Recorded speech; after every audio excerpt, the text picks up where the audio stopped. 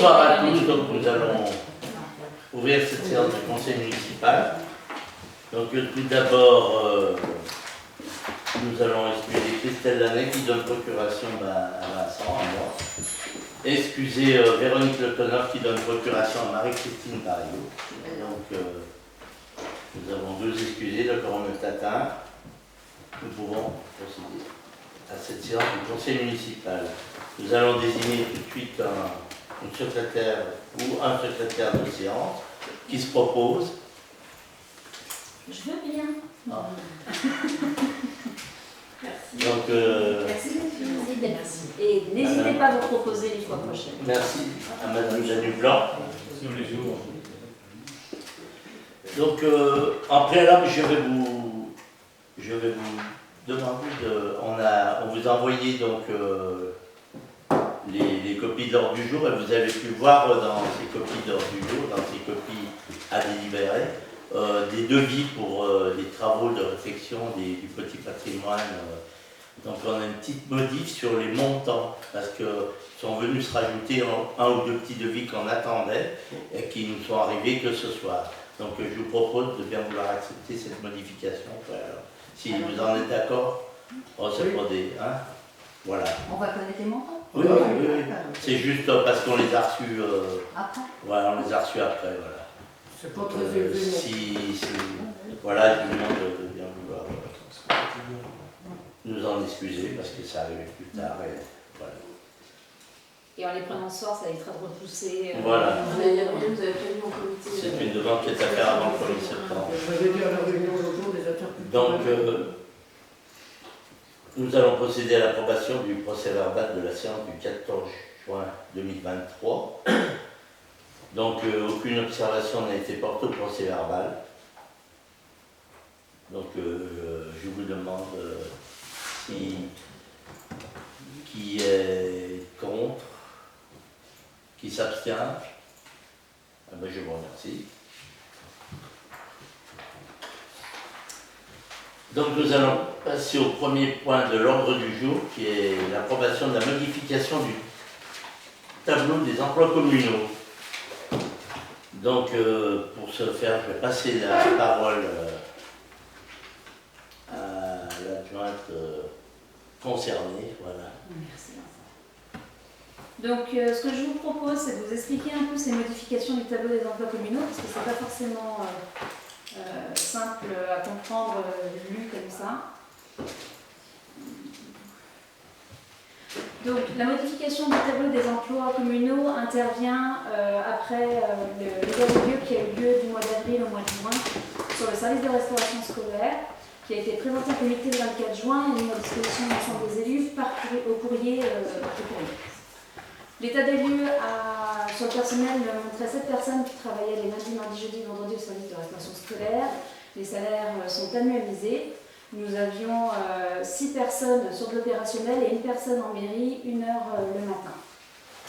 Pour information, sur cette année scolaire 2022-2023, on a eu plus de 80 jours d'arrêt maladie sur les 2 postes de titulaires qui représentaient 280 jours, puisque de temps plein, donc 140 jours de service de restauration scolaire. Voilà. Ce que ça a fait sur cette fin d'année. Donc là, je vous représente les 6 personnes qui étaient jusqu'au mois de juillet dans l'équipe. Nous avions 2 titulaires, 2 contractuels et 2 ATSEM. Je vous ai mis les prénoms pour ceux qui les connaissent, mais vu que c'est filmé, on va éviter de les prononcer. Je pense que c'est pas plus mal.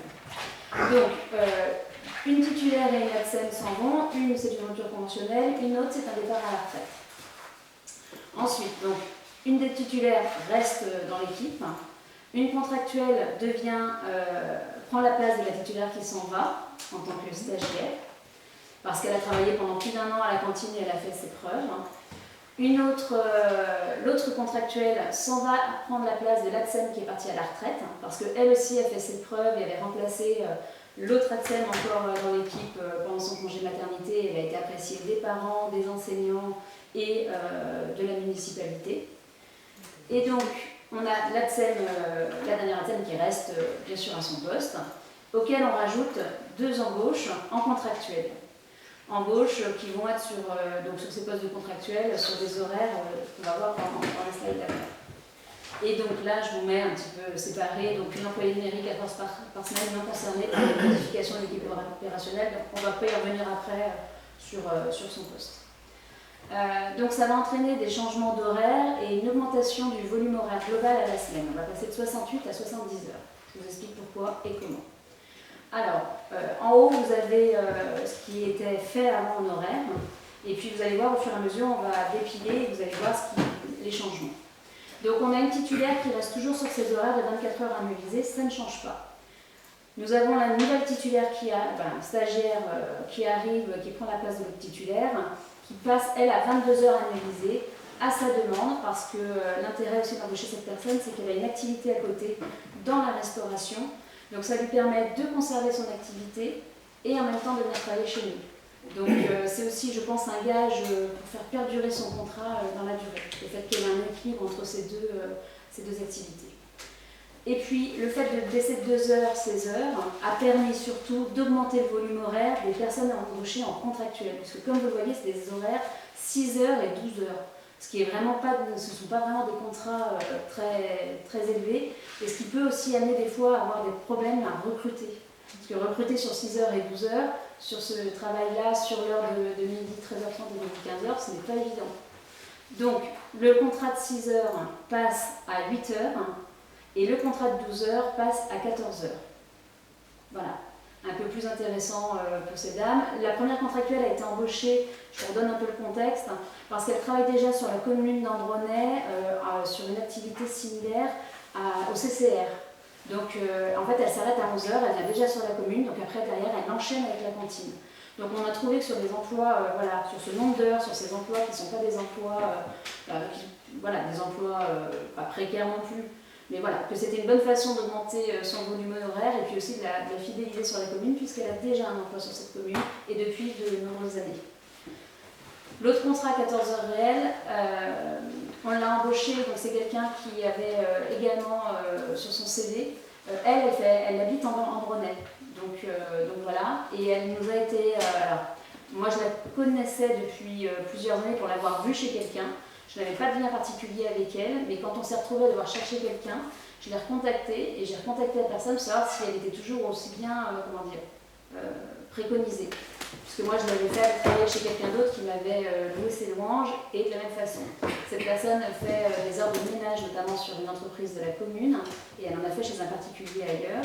Et en plus de ces heures de ménage, elle a pris des responsabilités, c'était un gîte avec remise de clés, etc. Donc c'est ça aussi qui m'intéressait, une certaine prise de responsabilité, quelqu'un à qui on pouvait faire confiance. Quelqu'un qui aussi a démontré ces dernières années, elle n'a jamais été malade en fait. Donc voilà, c'était aussi important au vu du contexte qu'on a vu juste avant. Et puis ensuite nos deux ATSEM, donc nos deux ATSEM, alors les horaires c'est un peu compliqué à vous expliquer parce qu'il y avait un système d'aller-retour sur une plage courte que je suis même pas sûre encore aujourd'hui totalement bien pouvoir vous expliquer. Et Justine qui venait de midi à midi 45 dans la salle de restauration avec un battement de déplacement, donc ça faisait 1 heure chacune. Donc là, on va revenir à la rentrée sur 1 heure pleine chacune sur service de restauration, à valider selon la préconisation ci-dessous, à savoir une personne 11h50, midi 50, une autre personne midi 30, 13h30, avec les pauses comprises dans leur temps méridien. Et ce sera vu avec Madame Sacco, Madame Médoc et nos ATSEM en direct. Et puis s'il y avait un moindre souci, je reviendrai dans la boucle pour voir avec elle également qu'est-ce qu'on fait pour que ce soit plus fluide, en tout cas au niveau du service des repas. Et donc les 2 heures qu'on gagne sur l'ensemble de la semaine, elles vont nous servir à quoi? Alors effectivement, on a augmenté des contrats, mais ce n'est pas juste pour l'objectif d'augmenter des contrats, c'est parce que ça va nous donner de la souplesse pour revoir une partie de l'organisation du service en termes de gestion. C'est-à-dire qu'aujourd'hui, le service en termes de gestion des consommables, de la machine à laver, du protocole hygiène, c'est pas forcément encore optimisé et on peut faire mieux. Et donc c'est ces battements-là sur la semaine d'une demi-heure avec tout le monde qui finit à 15h30 plutôt que des personnes qui finissent à 15h, d'autres qui finissent à 15h30, qui vont nous permettre de libérer le temps nécessaire pour aussi pouvoir suivre ça de façon très claire. Pour vous donner une idée, protocole hygiène, c'est on écrit ce qu'on fait ce qu'on dit et on suit à l'écrit ce qu'on fait. Et donc mine de rien, dans une cantine, même quand on n'a plus que le service de restauration scolaire et une partie de préparation côté cuisine, c'est beaucoup. Donc voilà, et il faut qu'on soit carré aussi là-dessus. On le doit aussi aux enfants et aux parents. Donc voilà, et donc ça se traduit dans le PV de délibération que vous avez reçu par mail par cela. Voilà, donc c'est pourquoi je vous ai fait cette petite présentation, que ce soit plus clair. Est-ce que vous avez des questions? Donc en quelque sorte, on a 2 nouvelles recrues pour la cantine à des heures entre midi et 15h30. Là. Et les 2 autres qui étaient là, elles vont rejoindre des postes qui leur avaient été déjà promis avant. Voilà. Hein. Donc bon, ça nous apporte une modification du tableau. Ça fait juste 2 heures de plus. Voilà. C'est ça. Voilà. Donc, et en fait, alors je tiens à préciser quand même que justement, vu que c'est 2 heures de plus et qu'on est vraiment dans une optimisation de ce service de restauration scolaire, et ce qu'il est aujourd'hui, ce qu'il sera dans un an, je ne peux pas le dire, parce qu'on a vraiment aussi fait des évolutions ces 3 derniers mois. On a fait modifier aussi, on a fait attention au nommage dans le tableau des emplois communaux des postes qui ont été créés, et donc on a mis agent de... Tu l'as souligné ? On a mis agent d'entretien polyvalent des bâtiments communaux et de services de restauration scolaire. Parce que si on voyait qu'on avait un volume d'heures finalement trop important pour la cantine, on pourrait le redispatcher sur nos bâtiments communaux ou parfois on a un manque sur le ménage. Voilà. Donc on essaye de gérer ça de manière un peu plus globale en tout cas. C'est pas, effectivement, c'est évident. C'est bon pour tous, donc je rappelle au conseil municipal la délibération en janvier 2023 et j'informe qu'il conviendrait d'adapter le tableau des emplois communaux compte tenu de donc, la création de postes à temps complet pour Emeline, la modification de postes à temps non complet pour Sabine, la modification de postes à temps non complet pour Aurore, et la modification de poste à temps non complet pour Jessica. Voilà. Donc, je vous invite à adapter le tableau des emplois permanents de la commune. J'ai juste une question. Est-ce que vous aviez accepté la rupture conventionnelle pour Sophie? Oui. Oui. De toute façon, d'une manière ou d'une autre, il fallait... c'est mon chef. Ouais. Qui a coûté 1200... Oui, mais on sait bien que si elle ne retrouve pas du travail, ça Gisèle peut confirmer. Oui, c'est la commune qui va payer le chômage. Sauf qu'en ce moment, on payait... j'avais refusé. Alors moi j'entends pourquoi vous l'avez refusé, mais honnêtement, vu le nombre de jours d'arrêt maladie et la désorganisation que ça entraînait, à un moment donné, je pense qu'il faut aussi qu'on arrive à... Et je suis d'accord avec vous. Hein. Je suis Ça vraiment peut coûter cher à la commune. Ça peut coûter cher, bien sûr. On a eu le cas, ça coûte cher. Mais j'en suis conscient. En sachant qu'on va le faire temps On le partiel. sait, ça, on le sait. Mais bon, on ne pouvait plus continuer comme ça.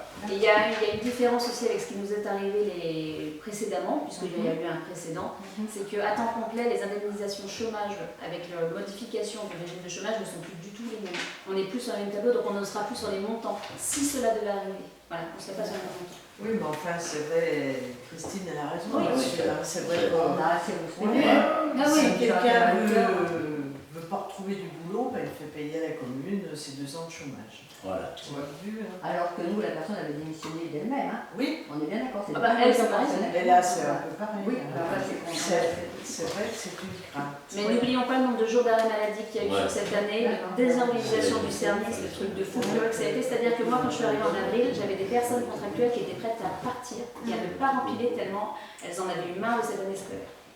Donc là, il faut aussi qu'on préserve ça, surtout qu'on avait des bons éléments. Donc, on va passer au vote pour la modification du tableau des emplois communaux. Donc, qui est contre?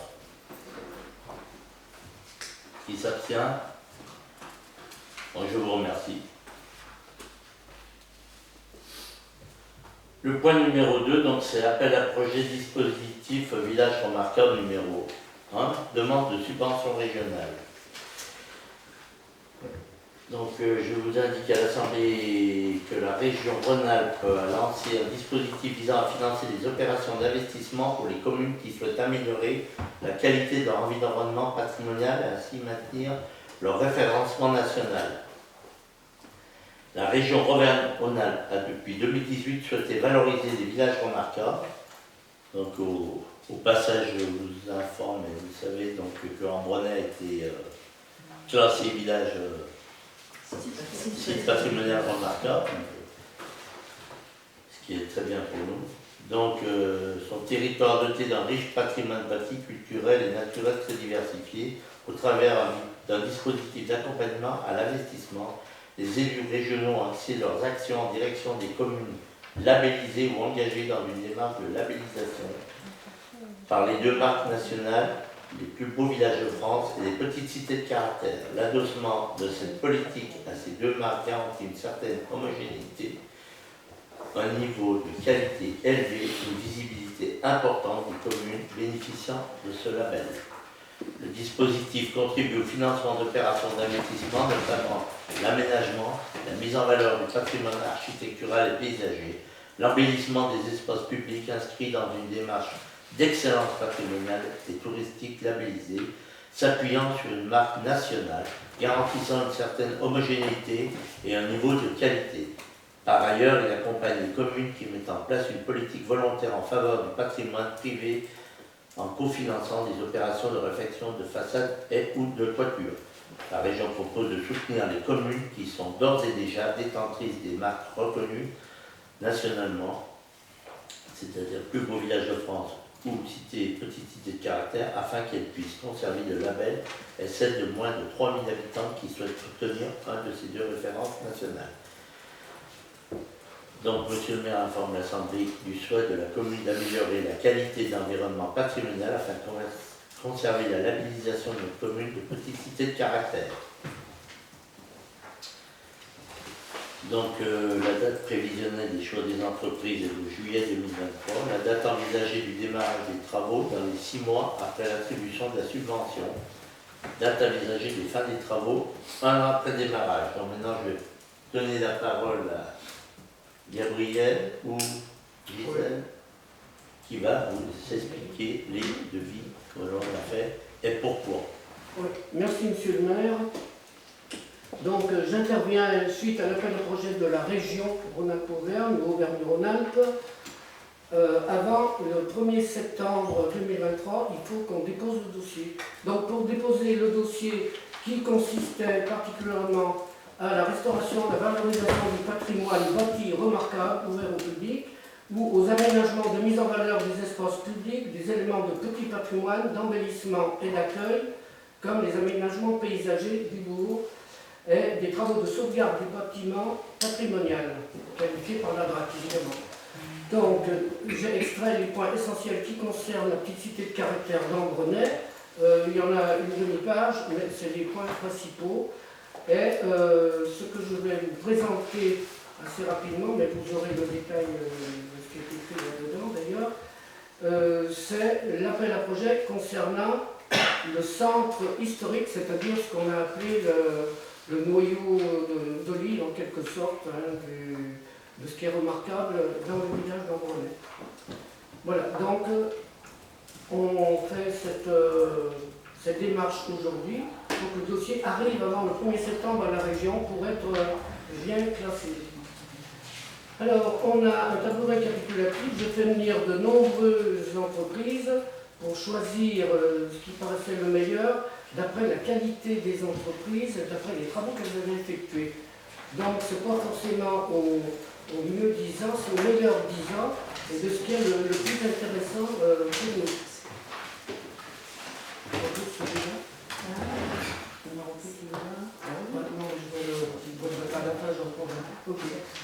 Aménagement et mise en valeur des espaces publics, le passage de la Conche. Alors, c'est du côté nord. Escalier en pierre de taille, c'est de la pierre de tuile, l'entreprise Pesanti, pour un montant hors taxe de 12 087 €. Je laisse les centimes. Soubassement du mur de soutènement voisin, c'est-à-dire le mur de Calibi auquel sont accrochés les escaliers de la Conche. Donc ça c'est important aussi. Entreprise Pesanti toujours, pierre de taille d'Hauteville, une des meilleures de la région, sinon du département de l'Ain, et même des départements du Métrotte. Alors, sur nos soutènements, 944 €. Garde-corps sur escalier d'un côté, parce que du côté c'est le mur, et à droite quand on descend, c'est chaque corps de l'escalier, et reprise de l'existence du mur de l'autre côté, entreprise Coton, devis 2800 € en tant qu'hors taxe. Ensuite, on passe à l'aménagement et la mise en valeur des espaces publics au passage de la Garbouille. Donc la Garbouille, c'est de l'autre côté. Escalier en pierre de taille, pierre de fil aussi, entreprise Pesanti, 8 700 et quelques euros. Garde-corps sur l'escalier des deux côtés, 10 560 euros. Troisième intervention, complètement différente d'ailleurs. Ça, c'est les deux sortes d'escaliers remarquables dans la commune. Il y en a peut-être d'autres ailleurs, mais c'est les deux plus importants qui ont beaucoup de passages, côté nord comme côté sud. Mise en valeur du patrimoine bâti et des éléments de petit patrimoine. Alors ça, c'est ce qu'on a trouvé de remarquable et de remarqué aussi d'ailleurs, par pas mal de gens quand ils se promènent dans Andronay, ou des remarques qui nous reviennent aux uns et aux autres, en notre qualité d'élus ou responsables dans les différentes associations. Décapage par aérogramme de 3 croix en pierre et d'un bac de fontaine. Alors les 3 croix en pierre, c'est l'allée des Tilleuls, là de ce côté nord, près du rond-point. La croix qui est vers les feux, devant les pompiers, d'abord, qui avait besoin aussi de nettoyer et d'aérogommer. On dit aérogommage parce qu'en général, ceux qui font ces travaux font des travaux en altitude, enfin en altitude à 400 mètres de haut, donc ils sont obligés d'avoir des instruments spéciaux pour monter. Et la troisième, c'est la croix qui est sur la place de l'église, devant ce qui était la fontaine avant, elle est toute noire à l'environnement, et on la remarque aussi en regarde vraiment parce qu'elle est un peu haute. Mais effectivement, il y a des gens, quand ils viennent visiter l'église, ils la voient, parce que depuis le parvis de l'église, on voit cette croix toute blanche, tout ça, alors que quand on est en bas dans la rue, il faut vraiment lever la tête. Alors que les deux autres sont en hauteur, on les voit mieux, mais enfin, il faut la faire aussi, celle-là. Le total, donc, avec le bac de la fontaine qui est de ce côté, 3 500 et quelques euros. Voilà. Après, croix et bac fontaine des anciens combattants. Donc, c'est l'essentiel, hein, parce que c'est ce qui était écrit là-dedans, on reprend le même chiffre d'ailleurs, c'est ça. Je vous ai expliqué avant où elles étaient. Après, on a la mise en valeur du patrimoine bâti et des éléments de petit patrimoine. Alors, décapage, aérogramme, des parvis en pierre et terrasse de la mairie. Alors, vous avez devant le catère qui est côté sud, vous avez les escaliers de la mairie sont refaits à neuf, mais la place rectangulaire qui est devant, qui est toute à nettoyer, et puis le côté nord ici, avec la balustrade et tout l'ensemble des pierres du balcon. C'est relativement délicat parce que les beautés que vous voyez ici en pierre, c'est pas de la pierre brute, c'est de la pierre agglomérée avec du ciment. Donc il y aura une autre méthode pour passer l'aérogramme. C'est très important. Il ne faut pas détruire ce qui pourrait l'être si on ne fait pas assez attention au travail que l'on fait. Donc c'est aérogramme, c'est un gars de Saint-Maurice d'Oriman. J'en ai parlé à Mme Charlet, elle me dit oui, il se débrouille bien. Il a une quinzaine d'années d'ancienneté dans ce domaine et effectivement, c'est pas mal. D'après les travaux qu'il a fait dans d'autres endroits dans le département autour des églises, des statues et des croix. Voilà. Alors là, 4 544 euros pour ce décapage du parvis en pierre ici, là et là-bas plus loin. Voilà. Pendant qu'on y est, c'est pas marqué là-dedans, l'aérogommage de l'église n'entre pas dans ce cadre-là, c'est un monument historique, donc avec l'avis des monuments historiques, c'est d'autres crédits ailleurs. Ça sera sûrement le même qu'il fera, mais enfin ça ne rentre pas dans ce qui est appelé un projet pour la région, c'est pas les mêmes chapitres ni les mêmes budgets. Voilà. Il reste aussi la mise en valeur du patrimoine bâti et des éléments de petit patrimoine, donc le décapage, toujours décapage à aérogommage. Parce qu'avant de passer l'aérogommage, il faut décaper des fois des choses qui traînent, qui sont collées ou qui sont incrustées. Voilà. D'une fontaine en pierre, entrée parc du public, c'est-à-dire c'est celle qui est à l'entrée ici, quand on rentre dans la mairie, à droite, contre le mur de l'orangerie. Oui, merci. Et il y a aussi ce qu'on appelle la pisserette des moines. C'est vers la tour des archives, où la déformation. Alors ici, c'est assez délicat parce que vous savez sûrement que l'eau calcaire, quand on met un bout de bois dans l'eau calcaire, dans un ruisseau ou dans l'eau calcaire qui bouge pas, le bois, un an après ou 2 ans après, on trouve une couche de calcaire. C'est comme si c'était fossilisé. Là-bas, c'est de la mousse. Mais la mousse a été plus ou moins fossilisée, puis calcairisée, si ça se dit d'ailleurs, c'est bon, au cours des années quand elle n'a pas été nettoyée. Et quand on gratte un peu, c'est délicat parce qu'on casse tout. Mais c'est très mou, donc la mousse elle est vraiment plus molle, elle est un peu calcairisée, mais alors en parlant, il dit on ne peut pas laisser ça comme ça ne tiendra pas. Madame Servet m'a dit, mais ouais, ça c'est. Il faut tout y nettoyer complet parce que sinon ça peut. Donc il faudra la faire aussi.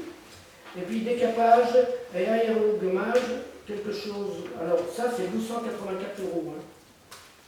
Je viens de le dire. La fontaine à droite là, et la piste des mots, ce qui restait, c'est quand vous rentrez dans la mairie, quand vous laissez le goudron de la route, voilà.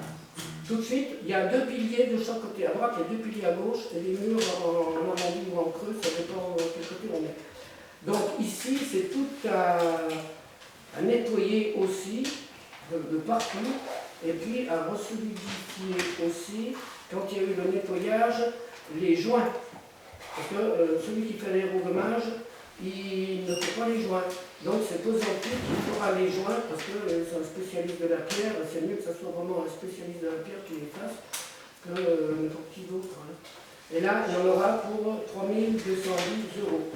Donc un total hors taxe de 44 854 €, et TTC de 53 825 €, auquel on va rajouter la gargouille. Voilà. À la gargouille, merci. À la gargouille, on avait tout ce que je vous ai dit. Maintenant, on a vu ces jours, on a vu puis on a été conseillé parce que ça posait des problèmes à Madame Servet, la BF, qui est venue et qui nous disait avec Madame Jocteur, d'ailleurs, on a fait une visite assez rapide. Les escaliers de la gargouille, c'est pas tout de faire les escaliers de la gargouille, il faudrait les rallonger pour que ça ait plus d'allure et que ça soit en concordance avec une espèce de, comment est-ce qu'on dit, il n'y a pas de venelle, mais de sentier qui monte juste en face.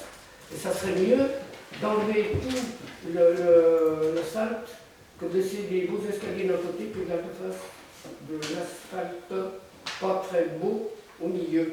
Donc, escalier de la gargouille et deux fois et demi la même largeur, ressoudé, effectivement, et ça ferait assez monumental, ça ferait assez beau, puis ça embellirait vraiment en bonnet.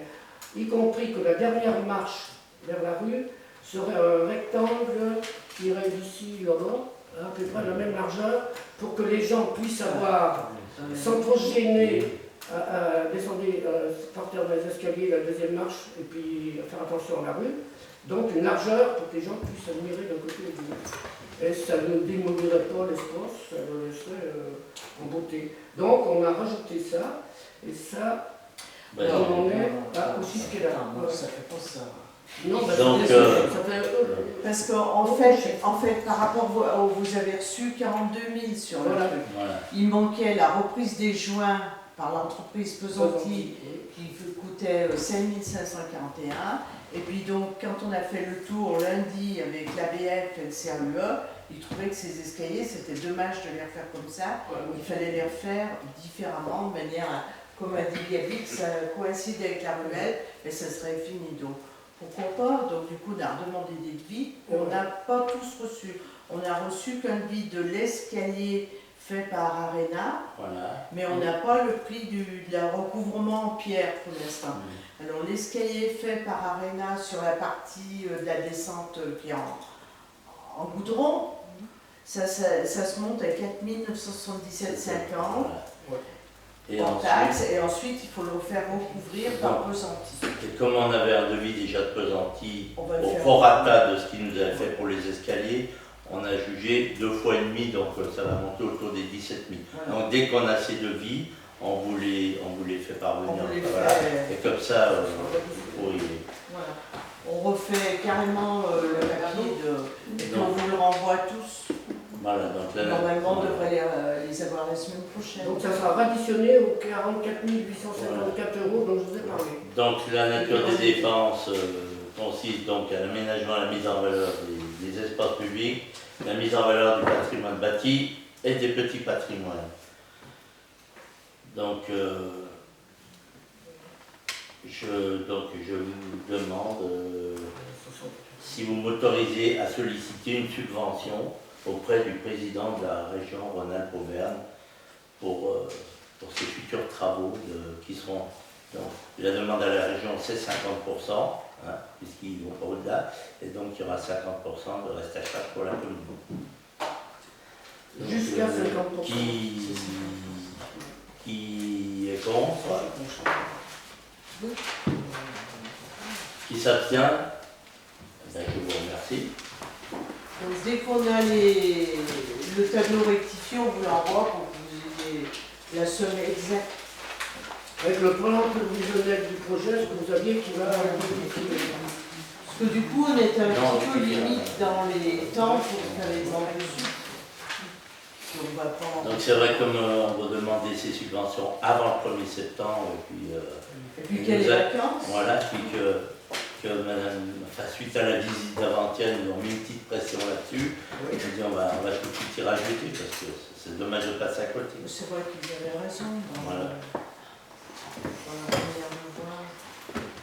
Donc le point numéro 3, approbation de la convention relative à la mise en place du service de transport à la demande avec la communauté de communes de la Plaine de l'Ain. Donc c'est une convention qui est entre la communauté de communes de la Plaine de l'Ain, représentée par son vice-président M. Marcel Jacquin, en exécution d'une délibération du conseil communautaire en date du 6/7/2023, d'une part, et la commune d'Ambronay. Donc, je vais laisser la parole à Gisèle, qui est à la communauté de communes aussi, qui est l'objet de la convention. Alors en fait, la communauté de communes a mis en place un transport à la demande qui démarrera au 18 septembre. Donc c'est pour faire l'objet d'une convention avec toutes les communes. Alors, à charge pour nous de diffuser aussi l'information au maximum pour que les gens utilisent. Donc cet objet de convention a pour objet de fixer les modalités de mise en place du service de transport à la demande sur le territoire de la CCPA.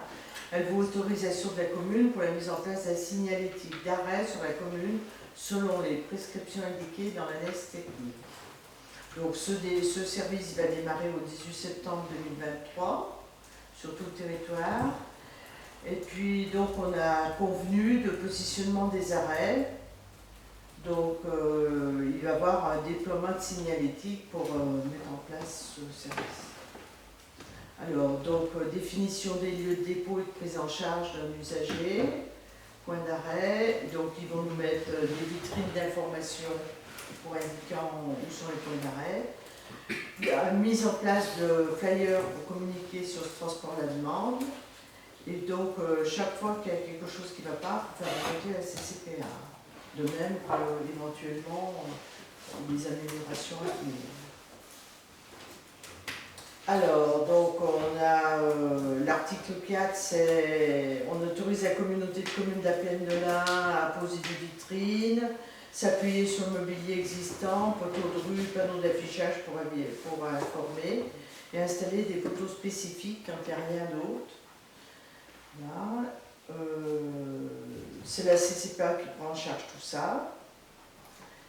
Par contre, la commune s'engage à relayer auprès de ses habitants les informations relatives au service de transport à la demande, transmettre à la CCPA toutes les dégradations constatées sur cette signalétique mise en place, informer la CCPA des éventuels travaux ou occupations de voirie qui rendraient inaccessibles les arrêts, et transmettre à la CCPA les remarques recueillies selon les arrêts et la modalité de fonctionnement du service pour qu'on puisse faire un point ou quelque temps.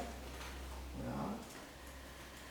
Alors, les emplacements des points d'arrêt sont référenciés dans une annexe technique propre à chaque commune. Sa mise en place est faite entre l'accord des deux parties, donc c'est déjà vu auparavant. Hein. Donc c'est un point de coordonnées GPS, nom de l'adresse et des commerces pour nous, secteur environnant, commune environnelle, mobilier, grillage, photos installées, parking commerce, arrêt de dépose et arrêt de prise en charge. Hein. Voilà. C'est tout. La durée de convention est consentie jusqu'à la fin du service. Et toute modification du contenu de cette convention va faire l'objet d'un avis. Voilà. Donc, il faut autoriser le maire à signer la convention et à intervenir entre la commune d'Ambronay et la communauté de communes de la Plaine de l'Ain et tous les documents s'y rapportant. Alors, les gens vont avoir un numéro d'appel unique à faire comme.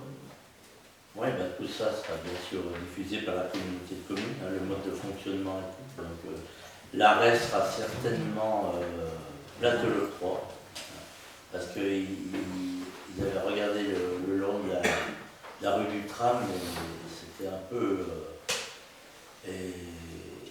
pour faire demi-tour, parce qu'en fait, ils ne vont pas aller sur Saint-Jean-Bleu, ils vont tourner tout de suite pour retourner sur Ambérieu. Donc en venant sur Place de l'Octroi, c'est des petits fourgons minibus là, qui viennent, donc ils pourront tout de suite ressortir et repartir. Donc il sera très certainement là. Donc après le montant des transports, je crois que c'est à 2 euros. Hein. Oui, tout à 2 euros. Tout à 2 euros. La commune participe? Non, voilà. Il y a C'est- que le particulier, Donc, on charge pas la communauté de communes. Par contre, il faudra bien qu'on diffuse alors, l'information. toutes les modalités de fonctionnement seront précisées par la communauté de communes, c'est-à-dire il y aura sûrement un délai d'appel. Hein, on ne va pas appeler puis ils vont venir dans une heure. Voilà. Donc tout cela nous sera communiqué ultérieurement. Donc pour l'instant, on sollicite la mise en place du service de transport à la demande qu'instaure la communauté de communes. Donc si vous en êtes d'accord, on va passer au vote. Qui est contre, qui s'abstient. Ben, je vous remercie. Alors à terme, ça peut évoluer, hein, je pense qu'on va voir suivant l'utilisation. Oui, Pourquoi pas après qu'ils puissent prendre par